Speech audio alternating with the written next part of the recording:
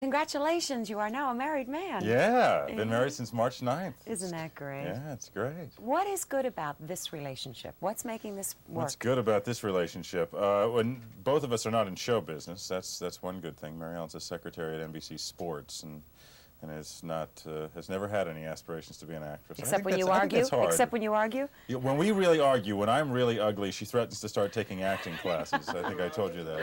Yeah. But no, I think that helps. How about this baby that's in your future? Well, yeah. You're going to be a daddy. I'm going to be a daddy. Talk about that, Yeah. because, you know, I always expect to see a man that's playing Cliff Warner, as you do, as a good father. Actually, I think I'm going to be a good father. I'm very lucky with kids to begin with. I'm fascinated by children. I like being with them. I'm slow to talk about this. I'm not a superstitious person necessarily. My wife is, as we tape, 6.5 weeks pregnant. It scares me to You're death. nervous. Sure, it makes me very nervous. You know, I know what all the miscarriage statistics are. And I'm not anticipating that, but you're slow to talk about it. You're normal, Peter. That's nice to see. Yeah, I'm nervous. I'm more nervous than I usually Listen am. to you. Yeah, yeah, I'm listening. When you were growing up, you moved a whole lot, and I'm wondering how you find a sense of roots when you were really all over the place, and where are your roots? Well, it's funny. I've lived in New York now longer than I ever lived any place in my life, which is really odd. You know, I think of New Yorkers as, kids who grew up in the streets in Brooklyn, and yeah, I've lived here longer than I've lived anywhere in my life. I think it's hard and it's easy. I've never had a problem meeting people. You have to, when you keep moving around. However, I've always envied friends who talk about hometown, who talk about, I had a couple weeks off, so I went home. Well, I mean, for me to have a couple weeks off, that's one of the last places I would go, is where my parents live, simply because, I did my last 2 years of high school there, and then came up here, so... Wasn't really home. So it wasn't really home. It's their home. The early days when you moved to this city and you were trying to become an actor were not easy for you. You worked as a construction worker, a waiter. Was there ever a time when you were ready to throw in the towel? Yes, 6 more months and that's it? I did throw in the towel. I just couldn't come up with anything else. Yeah, I threw in the towel. At one point I decided, I play the piano, and I decided, you know what I'm going to do? I'm just going to take some time out and really put together a repertoire to sit in some dive bar in downtown New York and just, be a piano man.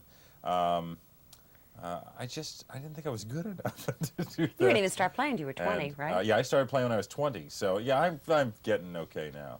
But I don't know. I think there really is something to what they say about success, about people running from success, people's inability to deal with it.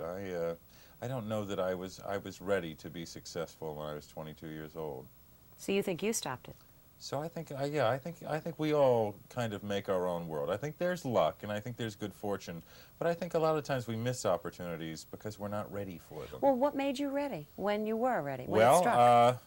I think I'd hit bottom by then. I think I'd kind of figured out that I think I was afraid of falling on my face for a very long time, and I guess about the time my face was in the toilet, as it were, and my life wasn't going well at all. I was in a real bad way.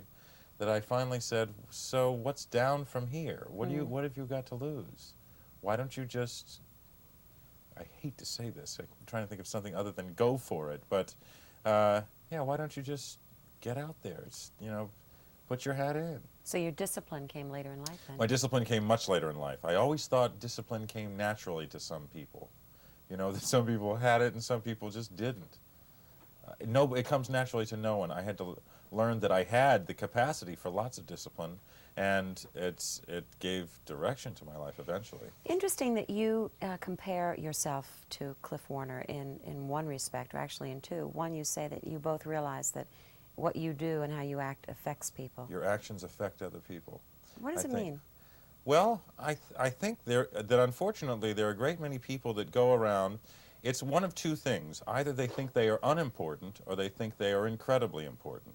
When they're unimportant, they assume, and that's usually it. It's usually, if people seem that cocky that they don't care what you think, it's masking an insecurity.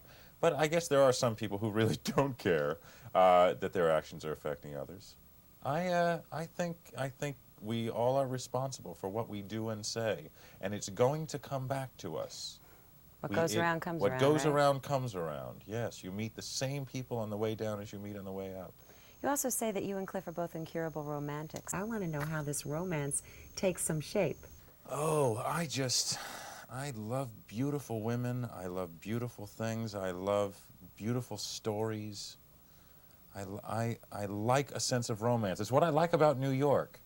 It's a sense of this wonderful romantic story of night evenings in New York and going to the theater and the clubs and not rock and roll clubs, you know, places where you'd go and dance the night away to 16-piece orchestras and stuff. And it's all here. You can kind of feel it. Yeah, it's also, when you bring up theater, you remind me that you're a paradox in a way. You do a soap, and I don't mean to put the quality of the acting experience down on a soap, except the paradox is that you also founded a Shakespearean company here. Yeah, I'm a founding member of a Shakespeare company here in the city, and it's lots of my background. And yes, it is antithetical style-wise, but boy, they feed each other awfully well. They really do. I mean, one is grand and large. I mean, so much of what you do in a soap is making large things small, and in Shakespeare, what you're doing is making small things large. Oh, interesting. And but it makes it so that I can stay here. I've been here for 6 years, and I think a lot of people get burnt out and get the feeling that